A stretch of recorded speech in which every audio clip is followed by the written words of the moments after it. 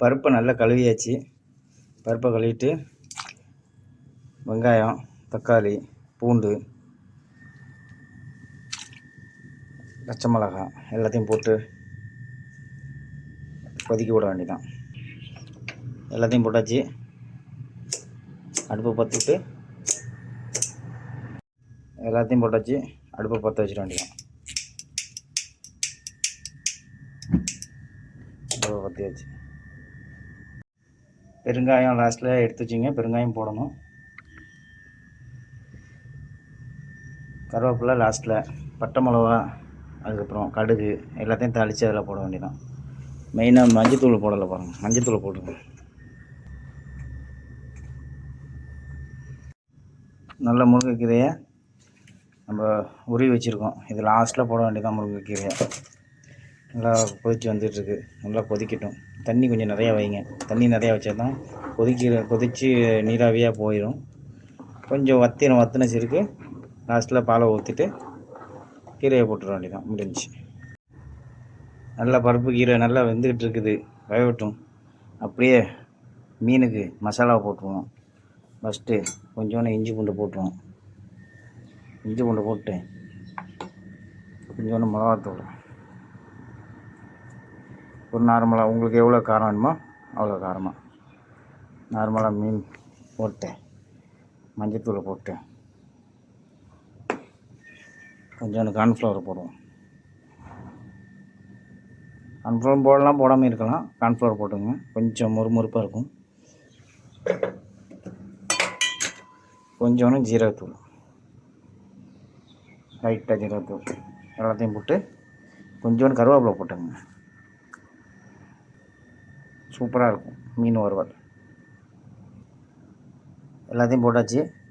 இதில் கொஞ்சோண்டு லெமன் போட்டு அப்படியே பரட்டி வச்சிட்டிங்கன்னா சூப்பரான மீன் வறுவல் ரெடி ஆகும். நல்லா கொதித்து வந்துருச்சு. நல்லா பருப்புனா நல்லா சூப்பராக கரைஞ்சிருச்சு. அப்படியே பாருங்கள். பருப்புனா நல்லா கரைஞ்சிருச்சா. அதுக்கப்புறம் என்ன செய்ய போகிறோம், கீரையை போடுவோம். பாலை ஊற்றிவிட்டு கீரையை போடுவோம். இது வந்து வெளிநாட்டில் உள்ளது. பால் டப்பா. பாலை ஊற்றும். பாலை ஊற்றிட்டு ஒரு கொதி 2 கொதி வந்த சிறுக்கு அதுக்கப்புறம் கீரையை போட்டுற வேண்டியதான். சிம்பிள் மெத்தடு தான். அதுக்கப்புறம் தாளித்து போட்டால் சீக்கிரத்தில் பருப்பு கீரை நல்லா கொதித்து வந்துருச்சு. அதோட இப்போ கீரையை போடுவோம். கீரையை நல்லா கழுவி வச்சுருக்கோம். கீரையை போடுவோம். முருங்கைக்கீரையை இறக்கி விட்டாச்சு. இறக்கி விட்டு ரொம்பனா வேக வைக்க வேண்டியதில்லை. ஒரு 2-3 கொதி வந்த சிறுக்கு முடிச்சிட்டா சரி. போட்டு கிண்டியாச்சு.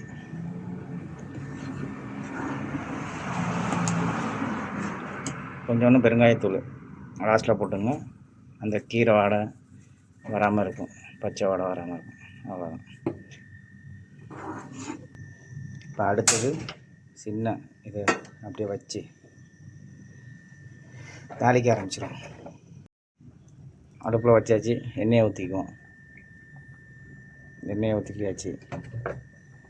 எண்ணெய் சூடான சிறுக்கு கடுகை போட்டுற வேண்டியதான். எண்ணெய் கொதிச்சிட்ருக்கு. அதுக்குள்ளே இந்த அடுப்பை பற்றி ஒரு இதை மீனை பொரிச்சிடுவோம். மீனுக்காண்டி உள்ளது. கடுகு போட்டுக்குவோம். கடுகு பொரிஞ்சு வரையட்டும். கடுகு பொரிஞ்சு வந்துருச்சு. ஜீரகத்தை போட்டுக்குவோம். பச்சை மிளகா எல்லாத்தையும் போட்டு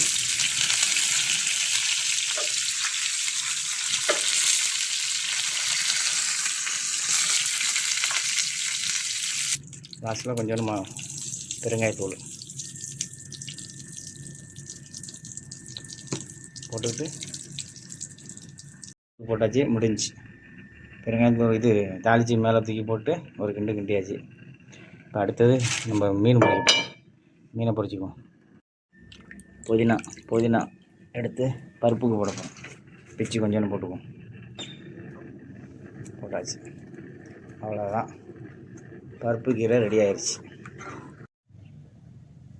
இப்போ முருங்கைக்கீரை பருப்பு வைக்க போகிறோம்.